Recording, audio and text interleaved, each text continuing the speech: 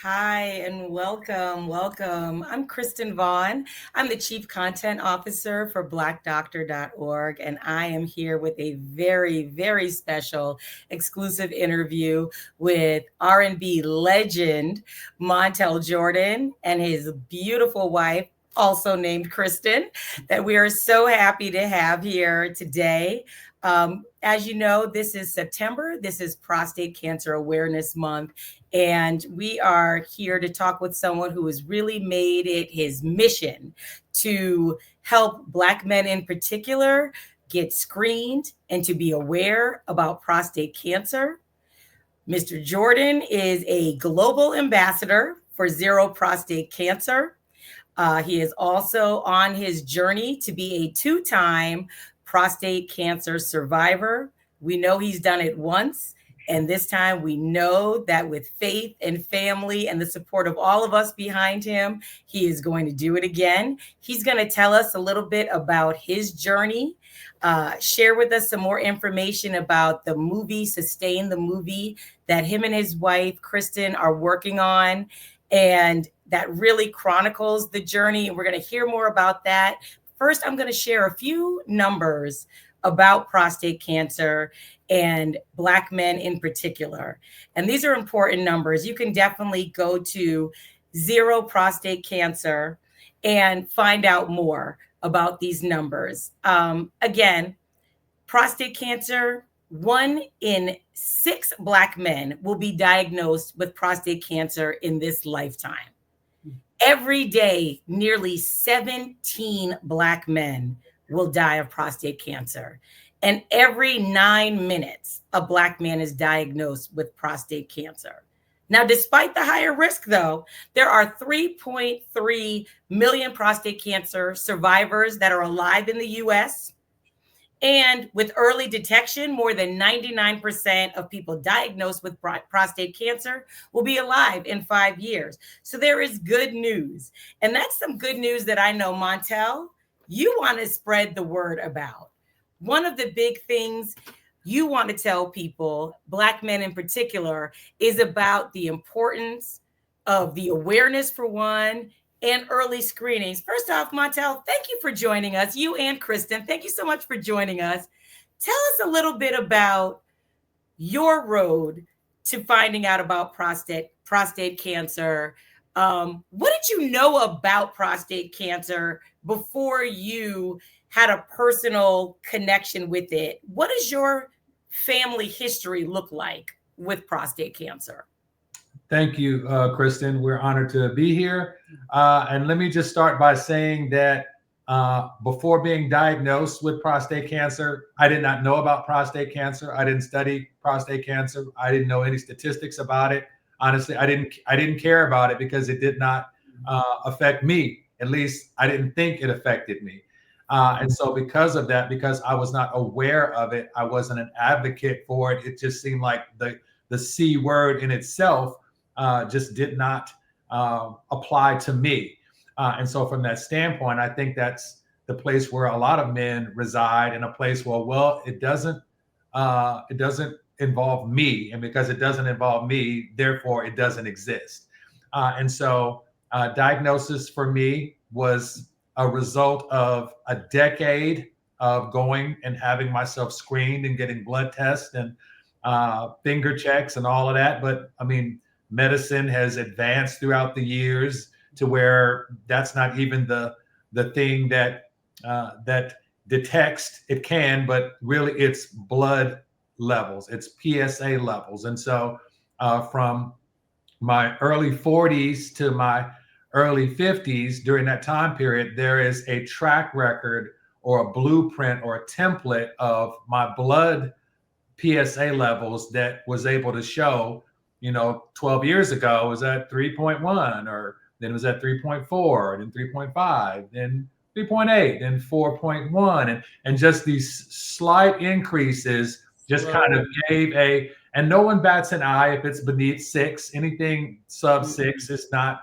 something to even look at. And when I crossed the threshold of 5.8 to 6.8, like a full point, there was kind of like, oh, hold on, something happened here. We need to figure out, what this is. And then from that standpoint, that was where the diagnosis turned into going to the urologist and getting scans and biopsies and all of those things to find out that I was early first stage prostate cancer. And because it's 99% treatable when detected early, being early first stage prostate cancer allowed us to have options to determine what we wanted to do. Did we want to have it removed? Did we want to treat it? Did we want to radiate it? We had options because it was detected early. And so we are definitely advocates for early detection and for screenings from that standpoint, so that people have an opportunity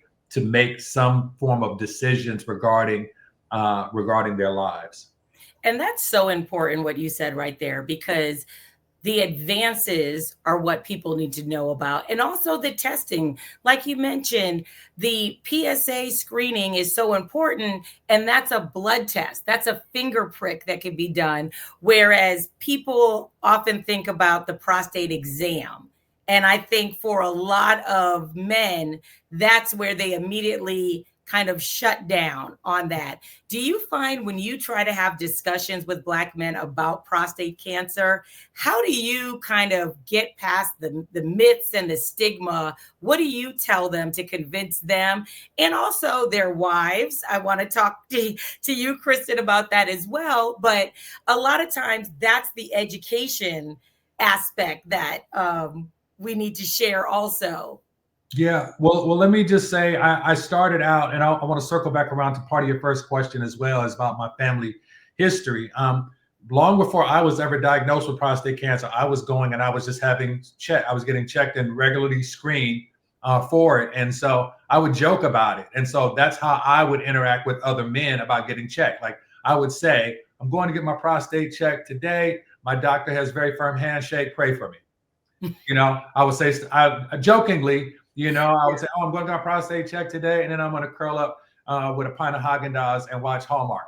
Like I was joking, but at the same breath, I was outwardly saying, dude, do what you need to do, but go get your prostate check. But not even knowing at that time, when I was jokingly trying to influence guys to do it, that it wasn't even that check that matters more than the blood test and the PSA test. And so I would find out once getting diagnosed, I had an uncle who had prostate cancer. Oh, and I had a grandmother who had a double mastectomy. Oh, and I had an uncle pass away several years ago. He also died of prostate cancer. Didn't know that. Oh, have a dad who had prostate cancer. Didn't tell anybody. Like, so this journey of prostate cancer being a very intimate topic. It's something that people don't outwardly discuss because of the parts of the body that can be affected by it. It's a very, very quiet, taboo type of scenario where people would rather keep quiet. And so from that standpoint, I think we wanted to just kind of peel the veil back on this thing, because there was no template for us once getting diagnosed. We didn't know, where do I go to get information? There are great Facebook groups, but you go and look at that. That's like going, I'll just say there's certain things you really want to know from trusted professionals more than Absolutely than general population. And so, I'll just leave that there. No, that's so important. And I agree with you 100%. That generational health is so key for people to go back and find out and talk to family members. So it was fantastic that you're saying you talked to the family members, you found out where you had those connections in your background, because so often with prostate cancer, people do find that there is someone in their family who had it, and that's going to lead them more likely to also have prostate cancer as well, or just the importance of going and getting screened early. The ages now for Black men to be screened early is as early as 40. Am I correct? That is correct. So that is something where we definitely want to encourage people to go, Black men in particular, to go and to ask for it. Because as you mentioned, a lot of medical providers will not actually bring it up. I mentioned to you earlier, I lost my father, sadly, in 2007 to prostate cancer. He went all the time for screenings, and the doctor, despite him having all of the things that should have led for him to get screened, didn't recommend that he got screened, and it was too late by the time that he was diagnosed. I want to circle back to you talking about the treatments. And Kristin, I want to bring you into the conversation. Montell mentioned how you guys looked at the treatments together. How did you feel when obviously when you found out the diagnosis? You guys pulled together as a family. You guys are involved in ministry together. You've been married over 30 years. You've got children, grandchildren together. What did it look like to find out this health, diagnosis was going to rock your family to the core? How were you able to be there for him, for the family? What went through your mind? Let's start there. Well, I think one of the things that is important to know is that in his family, we talk about that there are lines and things that were happening as far as previous history, but nobody talked about it. And we didn't know about it until after we were diagnosed. So these are things that came out after the fact. And I think that's critical to know, because we have to have these open conversations previously, right? So we do get the diagnosis in January of 24. We're trying to figure out, like, what does this look like? What are our options? What are our choices? So we end up flying all over the country, trying to figure out the different ways we can take care of it, whether it's freeze it, burn it, all the things. But we went to every place we could think of that would be the top rated things. Not everybody can do that. And so for us, we wanted to make sure that we were able to document all the things that were happening to us so that it would give a template for somebody else, because we didn't have anybody to look to for that, to say, oh, this is the way that this goes, and this is the next step, and this is what you should do here. Because guess what? How do we get to tell our parents? How do we tell our kids, our grandkids? And for months, we didn't tell any of them for like 4 months. And it was such a burden and a weight to carry. And it's important to know that, you know what, you don't have to carry that alone. And sharing it with other people can help lighten the load of what that looks like, because it's important that we carry this together and that we pray together and figure this out and what that looks like. And for us, our faith is what ends up carrying us through all of this scenario and gets us to a place of a peace of mind. Yeah, and if I could just say also, babe, because we talked about documenting the whole thing, because we didn't have GPS on how to navigate this diagnosis. We had to become GPS. We felt like God said, I need you to document this. And we were like, no. And he was like, no, very much do no. it. And because every cancer for every man is going to be different, and how they respond to it is different. We understand what we're documenting even now is not the remedy, but it is resourceful so that people know, well, I can't get to Mayo Clinic. Maybe you can't, but I went there, and here's what I learned at Mayo. Yep. Maybe I can't get to Keck Medical out in Los Angeles, one of the leaders, and okay, you can't, but I did. And so from that standpoint, if I can just give you the information regarding what active observation looks like, what proton therapy looks like, what HIFU looks like, what all the different options from radiation to prostatectomy, the machines they use, all we did was document our journey of researching my life and vetting what we were going to do and documenting it so people can have a template to be able to look at and say, I would probably want to research this, or no, I don't want to do that. I want to do this. And I felt like we didn't have that. I felt like we didn't have that from an highly influential someone that I could point to and say, I trust that person, and I'm going to at least take that information in. And so not having that template. And when I say this, I'm saying this from a standpoint of, I know there are men out there who have documented their stories and they've told their stories. I'm saying that my life story and our journey, I couldn't find the template that spoke to me from a human recording standpoint, artist, not human. not the Yeah. the online scary stuff, right? But Right. where your guts are going to turn inside out, not all these wonderful things that we get to hear about on the internet. Yeah. But really, we needed the practical of like, how do we have the conversation with our 36-year-old, but then how do we have the conversation with our 13-year-old? And those are very different conversations. Yeah. That is something that is so key. And I hear what you're saying is like, basically you're looking at where is that person that's bringing the empathy to the conversation? Where is the person that you can see themselves, you can see yourself in their experience and their journey and use it as a role model? And I think what you're describing also is what we're about to get into, which is Sustain the Movie, which is what this is, the documentary that you, Montell, and Kristin started with the first diagnosis in January 2024. And it's really carrying throughout your journey and all of those difficult times, as you've looked at the treatments, as you've looked at how you've had those difficult discussions, the good days and the bad days of dealing with your condition. I mean, we see you right now. We see you out on the stage at events like Blitz the Barriers with Zero Prostate Cancer, and you're performing your version of, this is how we cure it. But we know those are the good days. And we know that there's the not so good days, which we know you get into in the movie. But do talk about, as we talk about the generations, we talk about those difficult conversations.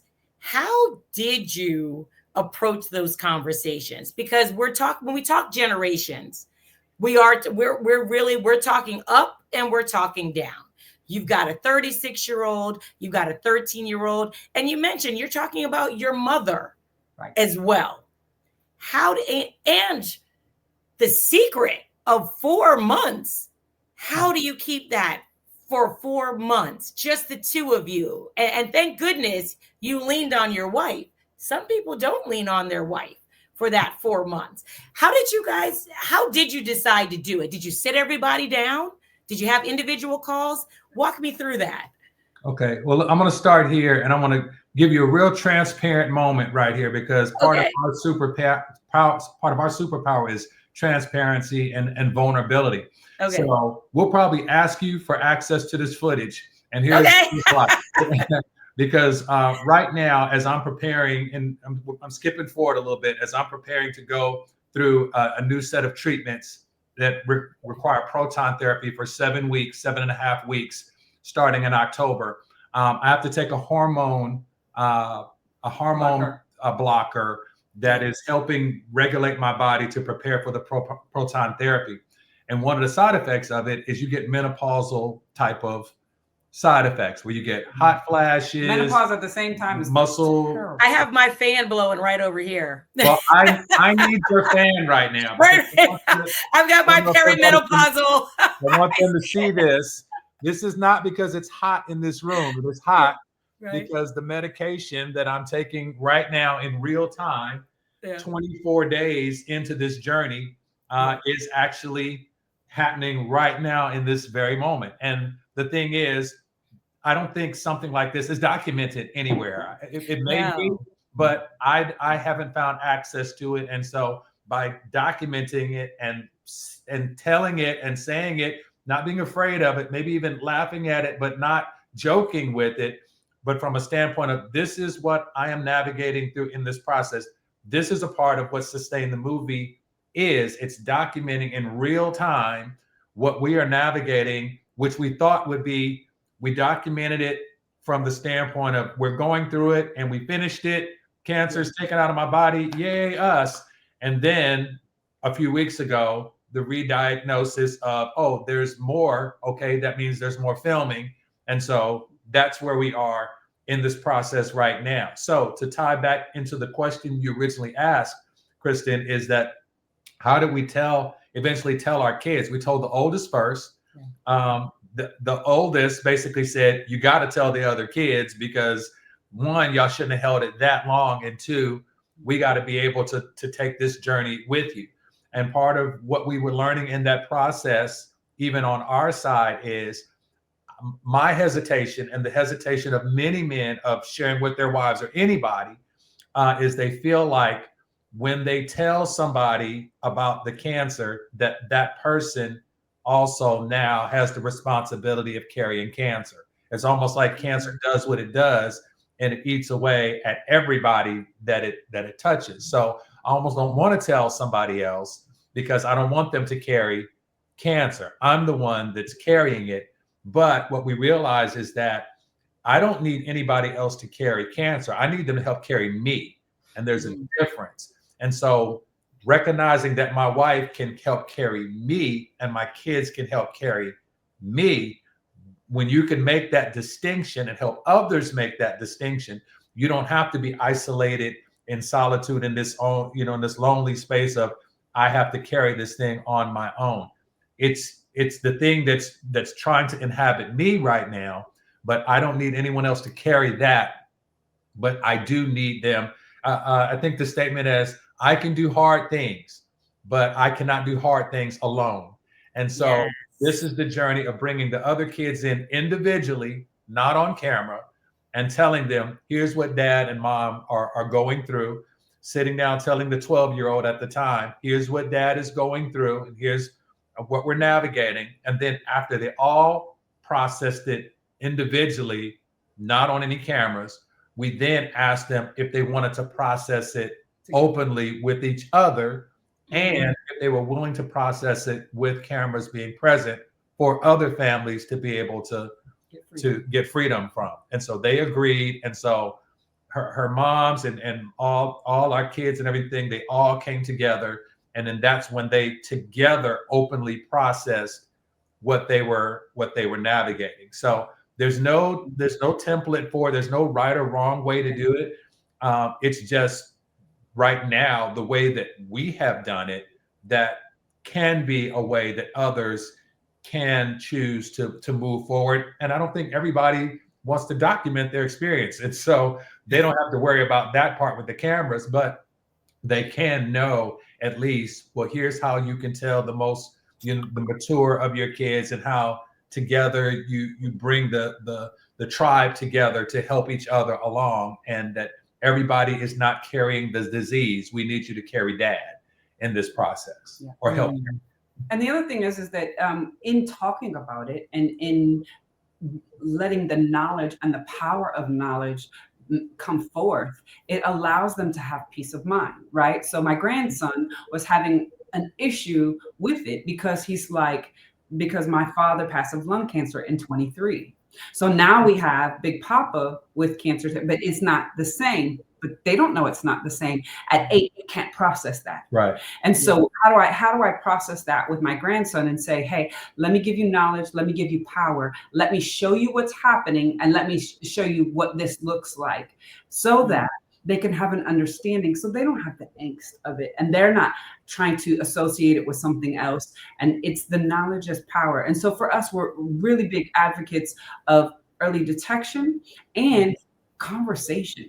Because in order for people to have clarity and not have the mystique and the ooh about it, people have to talk about it. But if you don't know about it, you don't want to talk about it. And so, who was the hardest to talk to and give your cancer diagnosis to? Was there one family member or one discussion that you were maybe more concerned about, nervous about having, or that when you started having it, you realize, oh, this is not going the way we thought it was going to go? That's gonna be Samantha. That's the 12-year-old. She's 13 now. At the time, when we told her that there's something inside dad's body that is not supposed to be there, and it needs to come out, and it's in the prostate, and daddy's going to have a prostate, and dad's going to have his prostate taken out, and a robot is going to take the prostate out. Now, I didn't even know at the time what that process looked like or whatever. And so, she's like, okay, so what is the robot? What is the robot going to do? I said, and this is what I told. I said the robot's going to go in dad's butt, and it's going to take the. I didn't know at the time. I knew I had to have the prostate removed, but I didn't understand the process. So I said, yeah, the robot's going to go in dad's butt, and it's going to take the prostate out. And she's like, is the robot going to stay there? So no, the robot is not going to stay in dad's butt. The robot is going to come out. And she said, well, what does the prostate do? Now, okay, so for most people who may not know this, the prostate does three things. The prostate generates semen. The prostate is the alarm system that speaks to the bladder that lets you know when you need to go to the restroom. And so the bladder presses down on the prostate when it gets full, and the prostate sends a message to the brain saying, hey, you got to go pee. And that's what it does. The second thing, and then the third thing the prostate does is it regulates blood flow to the penis during an erection. So now explain that to Mrs. Jordan is like, right. hey, prostate sends a message. They send blood flow to here. And so with those three things of using the restroom, of facilitating erections and creating semen, she's asking me at 12, well, what does the prostate do? And so I began on this journey of telling her, okay, have you had the birds and the bees story in school? And it's like, no, not yet. And it's like, okay, do you know how babies reproduce or this or that? Well, no, I know that like ladybugs, can be male or female. And I'm like, no, this is not ladybugs. This is not that. And Right. so I've learned about asexual reproduction. no. So I started to ask her about, okay, give me an animal that you really, really like, and I'll tell you a story. And she's like, okay, dolphins. And I'm like, yeah, that one's not going to work. Not going to work. Let me try another animal. She's like, dogs. And I'm like, I don't want to use that one either. And so I'm like, okay, so there's a daddy dragon and a mommy dragon. Yeah, and this is how this goes. The mommy dragon loves the daddy dragon very much, and she's like, "Hey, big boy, come give me some of that daddy dragon love."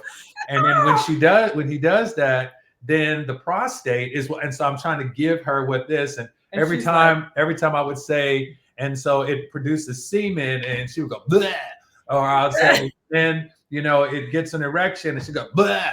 And so I basically said, are you sure you want to do this now? She's like, no, I just want to be a kid right now. And so you guys were just blowing her mind right then and there. It was just a little overload. I just want to be a kid right now.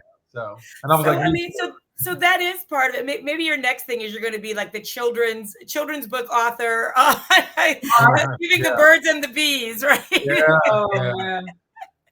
But one thing you mentioned though in describing your treatment is that you opted to have your prostate removed. Mm-hmm. So tell me about, in terms of selecting your treatment. So you had your prostate removed, and if I'm not mistaken, in the biopsy, you found out that you were stage 2 once the biopsy was done. However, now this information, sadly, is very new. Here we are at the end of September, the end of Prostate Cancer Awareness Month. But in the beginning of the month, you made the announcement that your prostate cancer had returned, or that they had found more cancer. With the prostate being removed, where is the cancer if it's not in the prostate? Yeah, the current X-rays and everything show that in the left lymph node, there is some cancer, and in the prostate bed where the prostate sat, that there's some undetected, but they literally light you up with a bunch of different, I forgot what the drink is that you take in, but it basically illuminates everything inside the body so they can light up and see where cancer is. And so they know it's in the left lymph node, and they know that there's just some little sprinkles in the prostate bed. And so from that standpoint, the different options, like I said early on, that were available even prior to the radical prostatectomy surgery, which is complete removal of the prostate, was that you can watch it, active observation, which is what some men choose to do based on the level of, degree of where they are. Mm-hmm. There's HIFU treatment, which is frequency ultrasound, high frequency ultrasound, which is like a very targeted form of sound waves and things like that that go in, and then there's there's Beads. little beads, and there's tons of different. You can watch it, you can treat it, you can radiate it, you can remove it. Those were the options. And the treating it means you can heat it up or you can freeze it. All the different types of technologies of, we're going to send these beads in and they're going to freeze it, or we're going to do this treatment and it's going to heat them up and we're going to kill cancer in that way. And so ultimately, those 4 options of watch it, treat it, radiate it, remove it. I looked at myself at age 50 something, 55 at the time, and said, I'm at a space where I believe if I have it removed, I'm going to be able to recover from it and keep pushing along and not have to deal with regular going back and treatment for it, which was partially accurate. And then at the same breath, 9 months after the removal, still going for regular checkups and for my regular doctor visits. That's where this was found, that I don't think it was a recurrence, but maybe something either new or was hiding, because it was early first stage when they diagnosed it. It was stage 2 aggressive after they pulled it out and found it. And so now, almost a year later, you're still seeing, okay, there's still some little stuff here that we should probably go in and take care of, which is where the radiation / proton therapy is the decision, moving forward. Gotcha. So in that decision, so just as you said, you've decided that you're going to do proton therapy. Mm-hmm. Tell us what that entails. What is and I know you're about to start next month, but next month is next week. How soon are you going to be starting? And what does the next month after that, and what does the rest of 2025 look like for you with proton therapy? What kind of schedule of treatment are you going to be looking at? Sure. Well, photon therapy is the regular form of radiation where they hit all kinds of organs. They hit everything because they're trying to make sure it does not advance in the body. Because it's very, very detected and isolated in these particular areas. For me, proton therapy is a very targeted pen or pencil-like form of targeted laser radiation. It does not hit the entire portion of my body, but specifically can go into the left lymph node and into the prostate bed. And so they've recently, this past week, really as of yesterday, mapped my body, where I'll go into a facility in Atlanta, and when I lock into that space, I need to be in the same space with a full bladder and an empty rectum, an empty bowel, to be able to go in and for them to give me a small dose of the proton therapy or radiation just in those specific areas for 37 treatments, which basically means for about 7.5 weeks, I will go in Monday 5 days a week, Monday through Friday, and it's less than an hour. I'm normally probably on the table somewhere between 20 to 30 minutes, where they are just laser focused, hitting those specific areas to not affect any other areas of the body with the proton therapy. So basically, starting October 7th all the way up through just about probably Thanksgiving, will be my journey 5 days a week, going and being treated. And they've said that most people do not have any type of lethargy or any type of fatigue or things like that, but every person is different. So I'm still planning on carving out that portion of life to do that. But like, I can't sit still for 7.5 weeks, and most humans can't just not do life for 7.5 weeks. They have to, to do what they do. And so that'll be my journey of going and doing that at the medical facility here in Atlanta. And we believe that at the end of those 7.5 weeks, we're going to ring that bell and be done. You're going to ring that bell. I know you're going to ring that bell. Kristin, I want to talk to you as a caregiver. To support someone going through 37 treatments, 5 days a week, even without feeling lethargic, without, all of those things. There's a mental toll on him. There's a mental toll on you and the family members. As a caregiver, how do you approach the treatments? How do you plan to, help him maintain that that level of positivity? I mean, right now we see it, we feel it, we know you guys are a couple of faith, but even people with faith, as you're continuing on a journey 7.5 weeks long, we know that there's going to be the ups and the downs. How as a caregiver, we know also that caregivers often have to make sure that they're supporting themselves and making sure that they keep themselves up, because they can also start to fall down. How do you plan to support him as a caregiver through this time and your family? Absolutely. Well, I'm going to share something with you that he doesn't even know. But we're out here in these Black.org streets. So what we do is we pray. We pray incessantly, but we don't do it alone. I was feeling a little bit heavy, and I was asking the Lord, like, what do we do with this? Like, how do we process all this? Because it is the mental toll, right? But we don't do it alone. And so for every day that he will be in treatment, for the 52 days that he will be doing treatment, he will have a person who will be fasting and praying with him and praying scriptures over him on each and every day. He's got at least 2 people, some days 4, that will be partnering with him to make sure that whatever things he's going through on that particular day, that they can partner with him and lift his arms up. This is not a solo sport.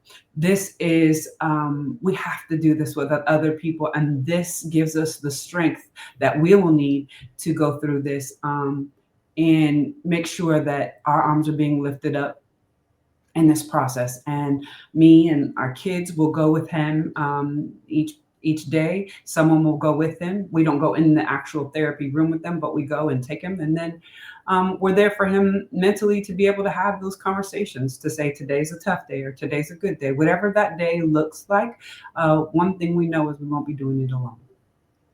That's phenomenal. How do you feel, Montell, in hearing this about the prayer warriors that are going to be, circling around you every single day as you're going through this? I feel like I got 2 Kristins trying to make me cry at the same time. And, the tag team Kristins, right? Tag team back again. Yeah. No, like I said, I receive it. I can do hard things. I know I can do hard things. I can't do hard things alone. And so when it comes to taking this journey, I don't have to take it alone. Part of the Sustain the Movie .com or the Sustain the Movie project we're working on, that's been a heavy lift. That has felt like we're doing this alone. And so from that standpoint, when I say alone, I'm not saying that we don't have people who are producing and editing and coming alongside of us to empathize with us on the journey and feel us. But I'm saying the heavy lift of this is part of the world does not know that from diagnosis all of 2024 and most of 2025, I still go out, I still tour, I still perform, I still do shows and speaking engagements. And I'm doing that to finance the film about cancer. So I have cancer and I'm going out to get money to finance a film talking about how I'm defeating the cancer at the same time.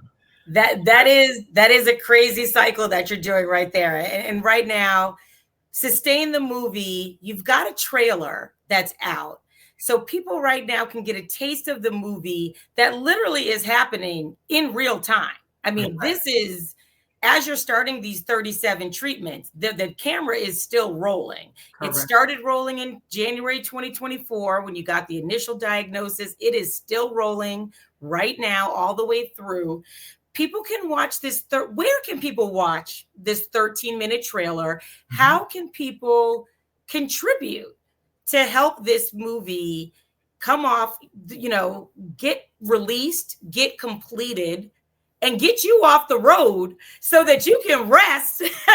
We need you to just focus on resting. You know, how do people do that and support Sustain the Movie? Yeah, sustainthemovie.com.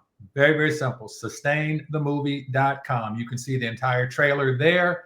There are places there to be able to give. We know that every dollar, every amount accounts.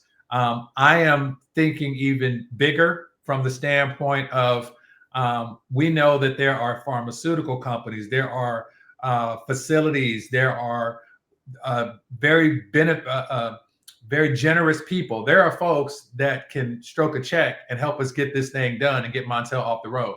So that's my goal, that somebody would see this and want to either generously donate or partner, or to figure out in some way to have other people come alongside of us to help us get this story told. I would rather be focused more on my healing than focus on filming.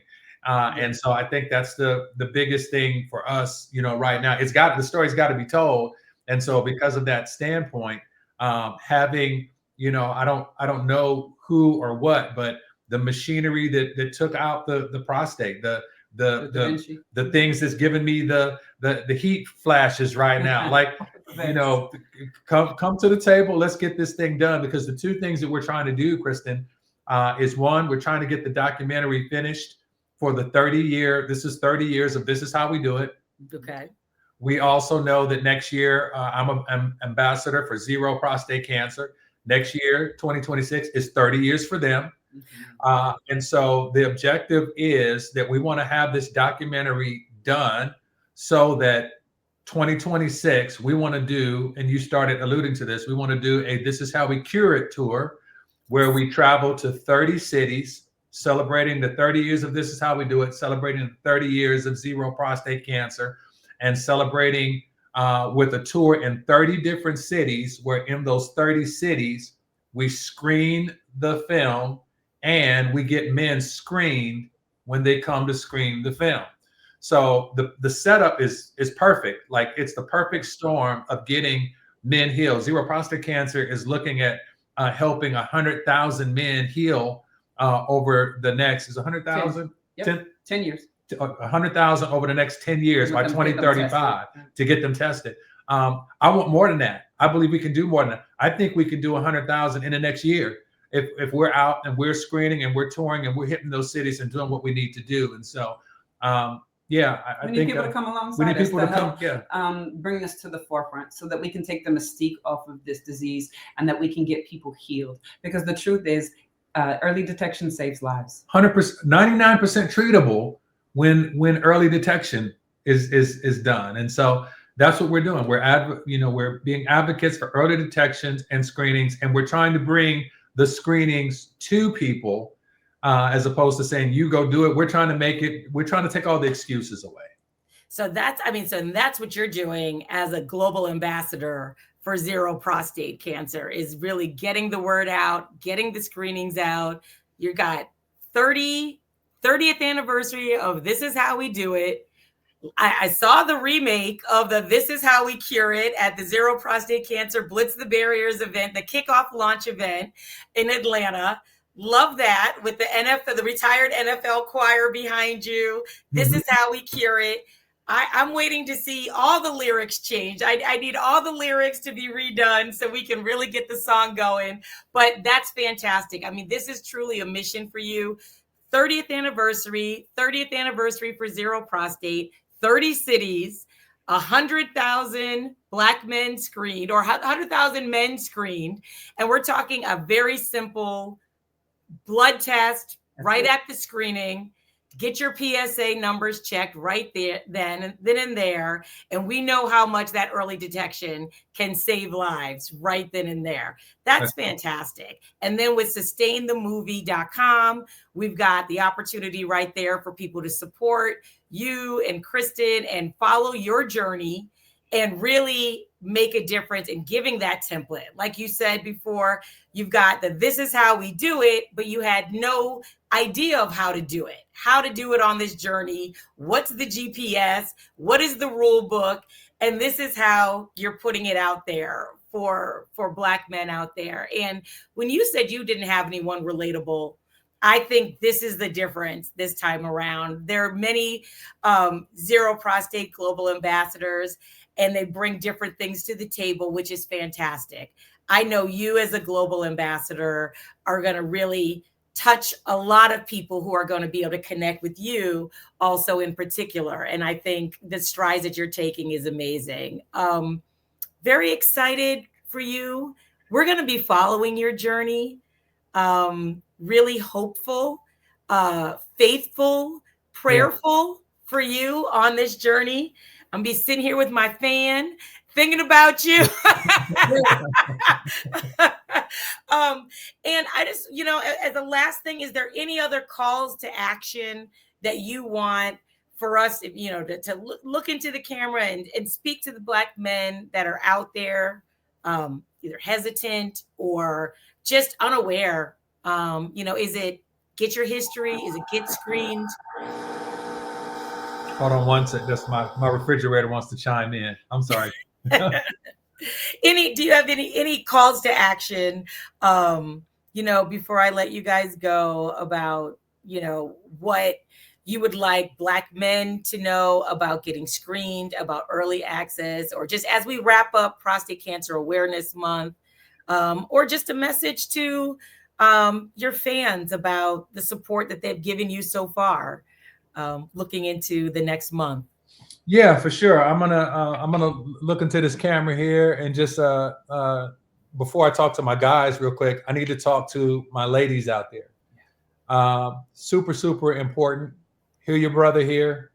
Men a lot of times won't do what they need to do unless they are pushed or pulled. Lovingly, not nagged, but lovingly pushed or pulled to help preserve their family legacy. And so I am speaking to the moms out there who have sons. I'm speaking to the wives out there who have husbands. I am speaking to the sisters. I am speaking to the aunties out there. I'm speaking to all the women out there who have men in your lives who are of age, who you love.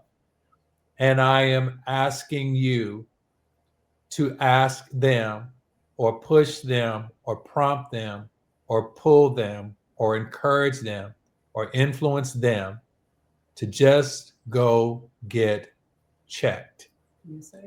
It is not a difficult thing to do.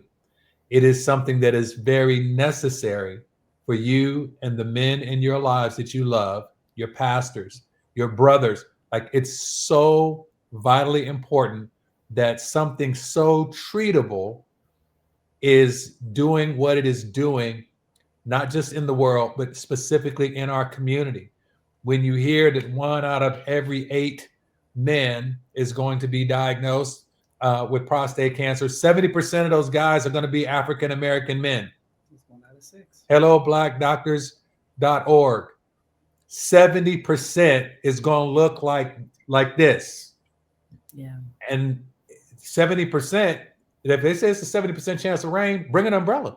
70% is a large number. And if that's us, then that means it's up to us to do something to make sure that we change those numbers. Now, to my guys, don't play with this. Don't play with this. If you've ever liked any of my music, anything I've ever done, anything I've ever preached, anything I've ever said, even if you don't like me, hear me. Early detection helped save my life. Continued screenings is currently right now helping save my life. And so because of that, I am not only asking and praying and begging, I am mandating for you to schedule a blood test. You might not even know what your blood type is, because we don't go to the doctor in the way that we need to. Well, I don't trust doctors. Find a doctor you trust. Figure it out. Because at some point, you must do something about this, as my wife says, before it does something about you. Because it does not care. Disease does not care. The world is not stopping because Montell Jordan is navigating cancer. And so because of that, I'm using my voice as best I can, you and my influence as best I can to help save your life and to help save not just your life, but the life of your spouse and your daughters and your sons and your brothers and your sisters and your mothers and your family. What type of legacy do you want to leave? We all leave a legacy, good or bad. It's whatever you leave. And so I would love for you to leave a legacy where I think Kristin has said it earlier, that generational health is generational wealth. Say that. Generational health is the new generational wealth. And I'm trying to pass that not just through my family. I'm trying to leave that with y'all. Hear your boy. Hear your boy. Super, super important. This is my plea to you from a guy that's navigating it right now. I'm in the mud right now. And so this ain't from the other side. This is from the thick of it saying, do what you need to do because your life matters to me as much as my own life matters to me. Amen? Amen. Amen. I don't know if you want to say anything to that. Thank you so much. Thank you. You said it. That was it. That's it. I think there's nothing else to say. That's right. Mic drop. Thank you so much, Montell and Kristin. Montell, like I said, we're praying for you. We're joining the prayer warriors October 7th. We're right there with you. Please keep in contact with us. Let us know through the journey. We're supporting sustainthemovie.com, and we're looking forward to those 30 cities. And we're going to be right there. And we're bringing, if we're not one of the men, we're bringing the men. We just say push them, pull them. We're bringing them. So thank you so much. Thank you for the interview with us. I'm Kristin Vaughn with blackdoctor.org with Montell and Kristin Jordan. Thank you so much. Thank y'all. Thank you.